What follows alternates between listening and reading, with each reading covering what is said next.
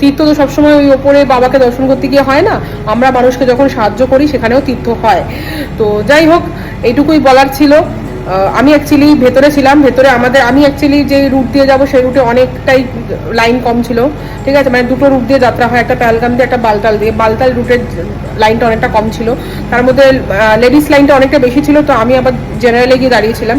তো আমাকে আবার মেয়ে বলে মানে মহিলা বলে ছেড়ে দিল, একদম সিঙ্গেল মহিলা দাঁড়িয়ে আছে বলে আবার ছেড়ে দিল। আগে আমি করলাম, আরও একটা ভাই ছিল, তারও দুটো বের করার ছিল, সেই দুটো বের করে দিলাম। তো যাই হোক, এগুলো বের টের করে দিলাম, করে দিয়ে যখন বেরোচ্ছি তখন রাত আমার মনে পড়লো সন্তান দাদের কথা, যে ওদের কি হলো। তখন রাজকে বললাম ওদেরকে বলো যে আমাকে পাঠাতে। তারপর আমি ভাবলাম আমি করিয়ে নিতে পারবো, লাইনটা যেহেতু কম।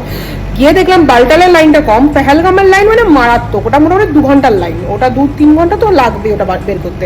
আমি যে আমার শরীরে দিচ্ছে না দাঁড়ানোর জন্য, তো আমি একটা ট্রিক করলাম। ট্রিকটা এটাই যে তোমাদেরও বলে দিচ্ছি, কারণ যে কোনো সময় এগুলো কাজে লাগতে পারে, একটু মাথায় বুদ্ধি নিয়ে চলতে হবে সব জায়গায়, ঠিক আছে। যেহেতু আমরা লেডিস বলে বা ফিমেল বলে আমাদের আগে ঢুকতে দিয়েছে, তো যারা আমার সঙ্গে আছে তাদেরকে আমি সাহায্য মানে করার 100% চেষ্টা করি আর কি।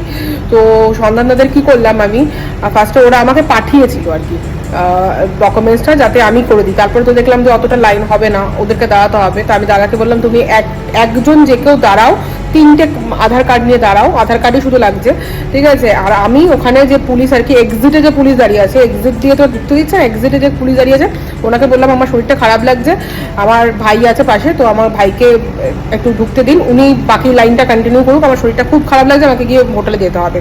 তো উনি ফার্স্টে বললো যে বাথরুমটা তুমি এখানে আছে, দরকার পড়লে আপনি ইউজ করে নিয়ে, এইভাবে তো ঢুকতে যাওয়া যায় না। ফার্স্টে না করছিল, তারপর বললো দেখুন আমার গাইনো রিলেটেড প্রবলেম আছে, তো আমাকে হোটেলে যেতে হবে, আমাকে বেরোতে দিন, তার বদলে আমার ভাইকে ঢুকতে দিন, উনি করে নেবে ব্যাপারটা।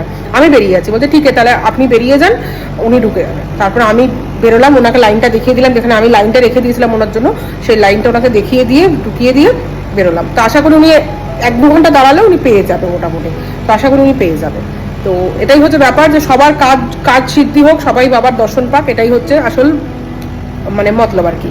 তো চলো আপাতত এইটুকু। আমি এই চা কফি মানে চাফি তো খেলাম, তো রাজও খাচ্ছে, আমিও খাচ্ছি, একটু খেয়ে দে।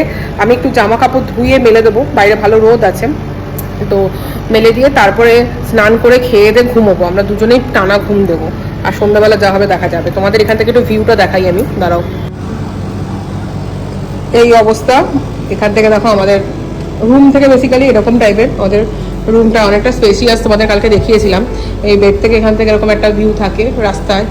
তবে রাস্তার অবস্থা দেখলে খুব একটা ভালো লাগছে না, কারণ অনেকেই রুম পাচ্ছে না, এটা সত্যি কথা, খুব খারাপ লাগে এগুলো দেখে, ঠিক আছে। রাস্তায় মোটামুটি রাত কাটিয়ে দিচ্ছে এরকম। কালকে রাতে তো জম্মুতে প্রচুর বৃষ্টি হয়েছে, ভালো লেভেলের বৃষ্টি হয়েছে, রাতেও হয়েছে, সকালে হয়েছে,